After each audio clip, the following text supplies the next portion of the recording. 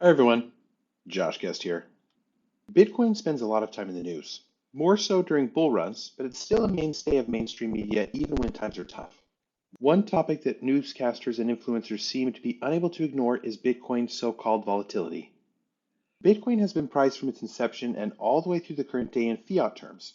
While I believe firmly that a Bitcoin-based economy is well on its way, the reality is that the world still runs on government money.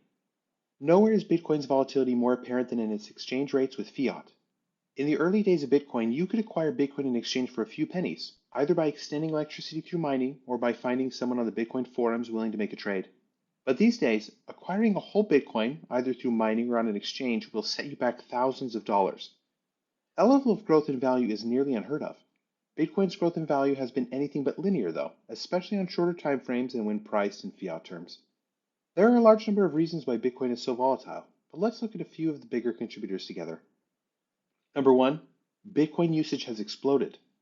When the idea for Bitcoin was originally conceived, there was only one person who believed it had value, or just a small group of people, depending on whether Satoshi Nakamoto, Bitcoin's creator, was one person or several. But in the years since its creation, the number of people using Bitcoin to spend and to save has exploded into the tens of millions, maybe more. Through all that, though, the number of available Bitcoin has stayed the same. There were 21 million Bitcoin on day one, and there are 21 million Bitcoin today.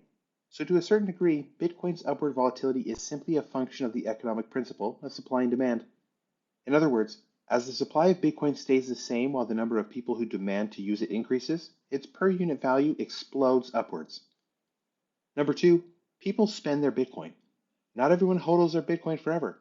In fact, the thought of doing so goes against the very concept of using Bitcoin as money. After all, the point of making money is to eventually spend it for something we want or need.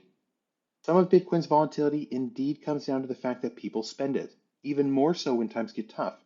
For example, during an economic downturn or when someone loses their job, do you think people value Bitcoin more than the bread that keeps them fed or the roof that gives them shelter? I think not. Number three, people treat Bitcoin like an investment.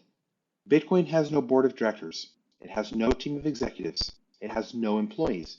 Bitcoin has no team controlling how it will grow and develop. Bitcoin also has no earnings. It provides no service other than offering final settlement of economic value, and the fees earned for that service accrue to the Bitcoin users who choose to mine, not to the Bitcoin blockchain itself. All this to say that Bitcoin is not an investment. Bitcoin is money. Even so, it's extremely common to see people compare Bitcoin to investment assets like stocks, bonds, and real estate, and they use Bitcoin as an investment.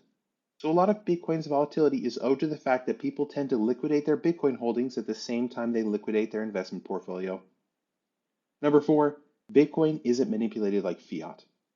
The reality is that all monies are volatile to some degree all the time, but all other monetary instruments have someone manipulating their value, like central banks do with their fiat currencies. Bitcoin has no one manipulating its value across the entire ecosystem, so I believe it's incorrect to say that Bitcoin is more volatile than fiat. It's just that a lot of fiat's volatility happens without us even knowing it's there. Bitcoin is pure money in that it isn't tainted by the control or manipulation of others, and that means its value will always fluctuate in direct relation to the changing goods and services that we choose to create. But before you allow yourself to be chased away from Bitcoin by its volatility, I invite you to think critically about what that volatility really is and what it means for you.